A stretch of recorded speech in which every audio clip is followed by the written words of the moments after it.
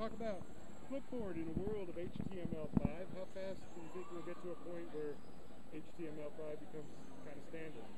Well, I think HTML5 is pretty close to becoming standard at this point. The browsers, Firefox, Chrome, Internet Explorer, Safari, all support HTML5 at this point. So I think we're pretty close to that. Will it change what you guys do?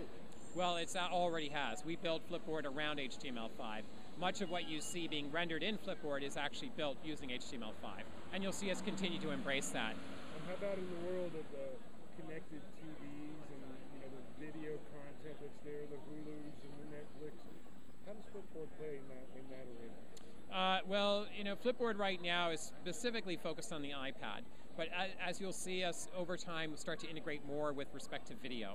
And there'll be obvious synergies with devices like your TV and other kinds of video devices. Is that an interesting market, do you think? I think it's going to be a very interesting market. Mostly a market I think that'll really get going next year.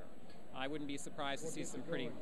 Well, one thing that I think would get it going would be if Apple really stepped in with an even better, even bigger Apple TV offering.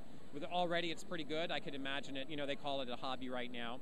Once they go from having it being a hobby to something more, I think would be significant. I think you're also seeing TVs that are much smarter, have more capability, have operating systems built within them.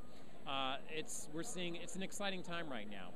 And how about, I was going to say one more thing, social. What are your goals in social? What can you do to really plug into the social networks with Flipboard?